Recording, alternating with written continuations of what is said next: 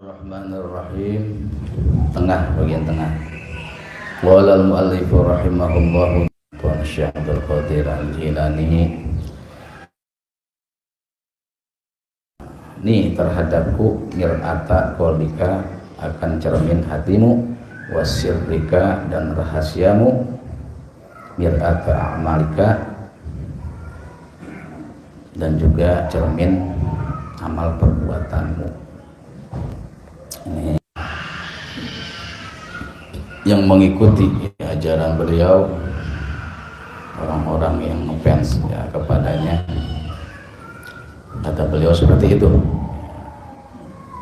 Bukan berarti beliau ini menandakan kesombongan dirinya, akan tetapi ini adalah aplikasi daripada rasa cinta dia kepada para santri dan muridnya. Bagaikan kita mencintai kepada anak, kita terkadang suka ya kesannya sombong ya, kalau pengen benar ikutin gua kan gitu ya. Kalau pengen sukses dengerin kata gua gitu ya. Karena rasa bangga, rasa cinta ya kepada anak. Di samping itu juga ya, kita harus memahami siapa yang mengucapkan, karena yang mengucapkan adalah ya,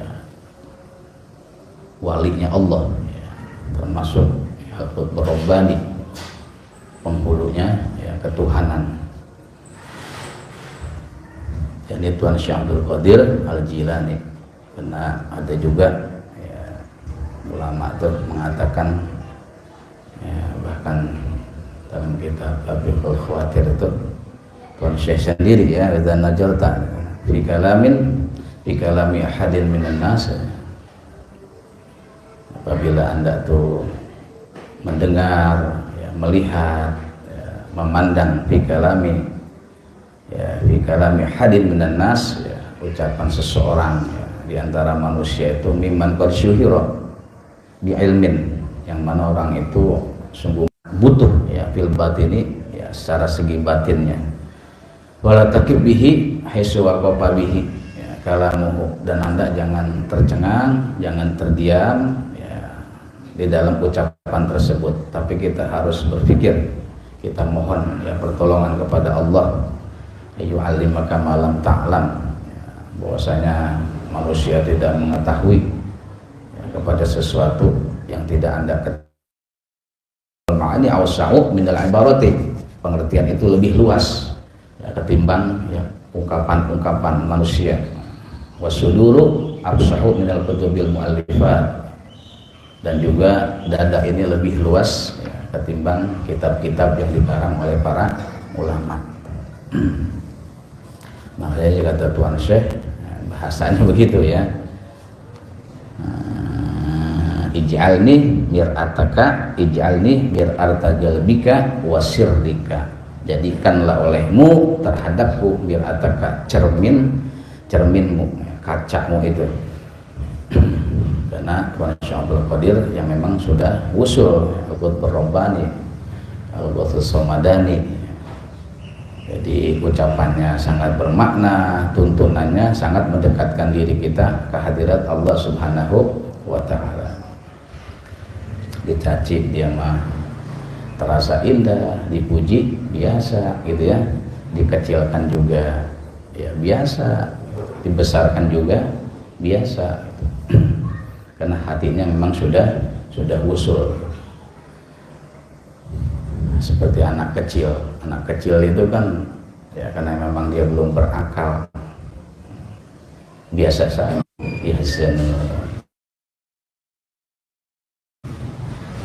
ketahuilah sungguhnya kekasih Allah itu la khaufun alaihim wa lahum yahzanun, mereka tidak merasa takut, mereka tidak merasa gelisah, prihatin ya. Seperti anak kecil nggak ada gelisahnya, ada instingnya cuma dua doang, nyaman sama tidak nyaman gitu ya. Kalau nyaman dia tidur, kalau nggak nyaman dia nangis. Rasa takutnya nggak ada ya. Begitu para kakak pada makhluk sedikit pun. Jadi yang dia takutin hanya Allah Subhanahu wa ta'ala. Kalau kita masih banyak takutnya ya, takut gagal makan, takut sama makhluk, takut nanti dipecat, ya, takut nanti pensiun. Kebanyakan takutnya sama makhluk. Kalau kekasih Allah, takutnya sama Allah. Kenapa? Ij'alni mir'ata qalbika wa sirrika. Ya, karena hati mereka ini ya betul-betul sudah sampai ke hadiratnya, maka kita suruh bercermin kepada Tuhan Syekh, hatimu cerminlah kepadaku, rahasiamu bercerminlah kepadaku. Karena hati itu memang peran ganda manusia ya. Yang acap kali ya, manusia itu bisa menjadi gelisah ya, bisa menjadi gundah, bisa menjadi juga ya kebahagiaan dirinya, keluarganya, lingkungan, dan sebaliknya. Bahkan negara dan alam pun ya, itu dengan sebab peran gandanya manusia. Bisa berperan seperti hewan, bisa berperan seperti syaitan, ya, bahkan bisa berperan juga seperti malaikat. Sehingga dalam pandangan agama ya, semua peran itu ya, dapat dikendalikan oleh satu titik saja, yang disebutnya namanya kolbun, hati. Karena hati ini adalah ya, sentral ya, yang menduduki ya, posisi aktivitas manusia. Kalau memang hatinya dia baik, aktivitasnya pun baik. Makanya kata Tuhan Syekh itu ya, beliau betul-betul ya, kita sudah bercermin hati kita, darahnya itu baik ya, maka baik pula ya seluruh jasadnya. Wa idza fasadat ya fasadar jasadu kulluh. Kalau memang itu rusak, sakit ya, mudghahnya itu dagingnya, maka rusak ya, semua jasadnya. Ala ketahuilah wahya al-qalbu, yang namanya mudghah itu disebutnya hati. Akhrajahul Bukhari fi Sahih. Yang dia maksud hati di sini adalah hati yang bersifat nurani gitu. Karena hati itu, kalau hati jasad ya namanya material dia, ya. Dia berwujud nyata ya. Seperti halnya kalau dalam bahasa Inggris itu heart itu artinya, heart itu jantung gitu. Ataupun kalau bahasa dokter juga liver ya, liver itu hati kan. Kalau bahasa Inggrisnya itu liver itu hati. Kalau bahasa Latin heaven ya. Hyper itu hati, bahasa Latin sama ya, liver juga gitu. Makanya ada istilah orang sakit apa namanya itu yang kuning, penyakit kuning, kalau bahasa orang tua kita hepatitis ya. Hepatitis itu ada gangguan livernya nggak sehat. Itu disebut hati jasad, itu hati fisik ya. Hati materi berbentuk material yang Allah letakkan ya di bawah perut, bagian bawah.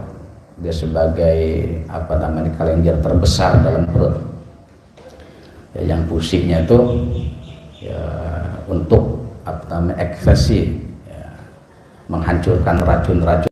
Dia tidak berbentuk, disebutnya anti.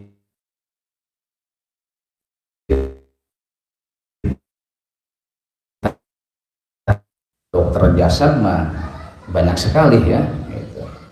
Kalau dokter jasad mah, tapi kalau dokter hati sulit, agak ada di rumah sakit, nggak ada di apotek gitu. Ada nggak vitamin rohani? Nggak ada. Kalau mereknya apa gitu ya. Ada yang menciptakan vitamin rohani, karena ini namanya spiritual heart ya, hati. Makanya di istilah bahasa kata broken heart itu patah hati. Itu patah hati, bukan hati liver, bukan bukan hati jantung. Itu namanya hatinya yang bersifat non fisik, iya, rohani ataupun jiwa. Dia nggak ada wujudnya. Makanya orang yang sering jatuh cinta suka ngomong apa? You are alwash in heart. Aku selalu berada di dalam hatimu. Ini itu hatimu maksudnya hati nurani gitu, bukan hati liver. Jadi non fisik gitu. Kolbun juga sama ya, dalam bahasa Arabnya gitu.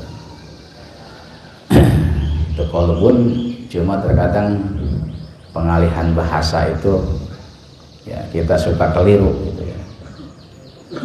Kalau kolbun bahasa Arab kan dari kob ya, kob gitu. Kolbun gitu. Kalau bahasa Indonesianya tulisan kolbun itu dari apa? Kalbun gitu. Padahal huruf K itu adalah ya termasuk transliterasi ya huruf Arab gitu. Transliterasi itu artinya perubahan dari satu jenis huruf ke jenis huruf yang lainnya, dari satu jenis huruf bahasa Arab ke huruf bahasa Indonesia. Kalau ditulis pakai kaf, kalbun, bahasa Arab kalbun apa? Anjing. Di dalam kalbun berarti di dalam anjing gitu ya. Harus pakai kui gitu ya, kalbun, kolab. Nah kolab itu dia tidak tetap bahasa, itu namanya disebutnya kalbun, bolak-balik kalau bahasa Arab mah. Makanya Nabi sering berdoa, ya muqallibal qulub sabbit qalbi ala dini. Wahai zat yang membolak-balikan hati, sabbit qalbi, tetapkanlah hatiku ala dinika, di atas agama. Itu yang disebut qalbun spiritual. Kabadun itu namanya liver ataupun kabdah. Kalau di feminimkan gendernya tuh kabdah, muannas gitu. Kalau mudzakarnya kabidun ataupun kabidatun muannasnya. Nah hati inilah ya, yang menentukan kebaikan ya, perbuatan dan amal kita. Karena dalam satu hadis Nabi ya, dari Abi Hurairah radhiyallahu anhu, ya, Rasulullah sallallahu alaihi wasallam bersabda, qala innal 'abda, sesungguhnya seorang hamba, ija akhta'a khati'atan, apabila telah berbuat salah ya, satu kesalahan saja, nukitat bi qalbihi nuqtatun sauda, maka dititikkan di dalam hatinya tuh ada satu titik yang hitam. Fajahuwa nasja'a wastaghfara wa taba, lah kalau ya hamba itu nasja'a mencabutnya, wastaghfara dan meminta ampun, kemudian dia tobat kepada Allah, sukila qalbuhu, maka Allah clearkan lagi, Allah bersihkan lagi hatinya. Wa in 'ada zida fiha, kalau dia kembali lagi ya, dari perbuatan maksiat, ribalrona, tetapi tertutup ala bihim bimakan yaksibun, hati mereka kepada sesuatu. Itu dalam surah Al-Mutaffifin ya. Ini hadis Nabi wa Tirmidzi wa Tirmidzi wal Bani ya, telah mensahihkan pada hadis Imam Tirmidzi dan Imam Al-Bani dalam sahihnya. Manusia itu hamba Allah ya, dia ibadah lagi bagus, berbuat maksiat aja itu satu titik tuh hitam ya, ada titik hitamnya dalam hati. Malas. Makanya jangan aneh kalau orang-orang yang memang sucinya hati, mereka itu terasa lezat dalam ibadahnya. Tapi sebaliknya orang yang gak lezat dalam ibadah karena memang ada titik hitam di dalam hatinya, hati batin, hati spiritualnya. Karena dalam sufi itu ya, hati adalah termasuk ya entitas metafisik universal gitu. Sehingga hati ini bisa menembus rahasia-rahasia ketuhanan yang disebutnya latifatun robbaniyatun. Jadi kalau memang sudah entitas metafisik universalnya di dalam hatinya itu baik, dia akan mampu menembus rahasia ketuhanan, latifatun robbaniyatun. Jadi kelembutan yang bersifat ketuhanan. nikmat rasanya ibadah, duduk di majelis taklim nikmat, sedekah rasanya nikmat, masya Allah ya. Melaksanakan perbuatan kebaikan pun rasanya nagih, rasanya nyandu, karena sudah termagnetis hati dia kepada Tuhannya. Udah indah aja rasanya dalam hal-hal kebaikan, kagak ada rasa ruginya, kagak ada rasa khawatirnya. Sehingga Tuhan Syekh itu mengatakan ij'alni mir'ata qalbika wasirrika. Nah kemudian juga hati yang bersifat ya spiritual ini bukan hanya ya menjadikan manusia itu dalam salimu bil jismis salimi gitu ya.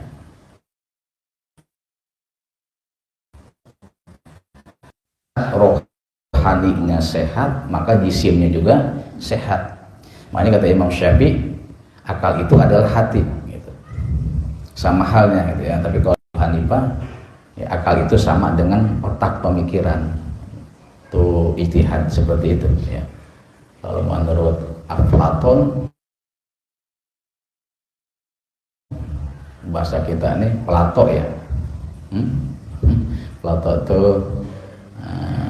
apa namanya ahli filsafat Yunani kuno gitu ya. Beliau itu lahir ya 300 tahun lebih lah sebelum ya lahirnya Nabi alaihi salam. Lama juga ya, tua ya. Ya, sebelum lahirnya Rasulullah ya, tua juga itu ya.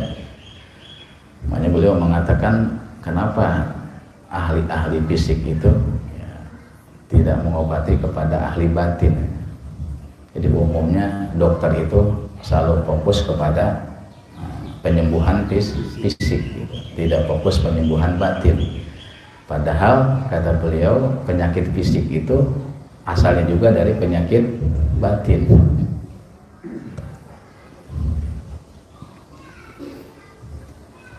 Ya memang benar juga ya.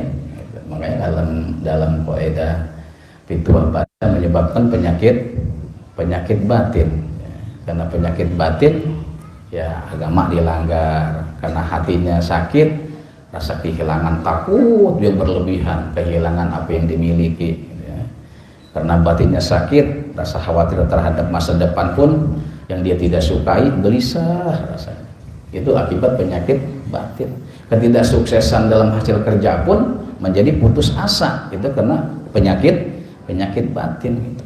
Jadi kehilangan apa namanya makna kosong jiwa gitu. Kalau dalam bahasa psikologinya namanya broken mental gitu ya. Atau juga mental disorder gitu. Kehilangan dia, kekacauan gitu. Karena memang hatinya sakit.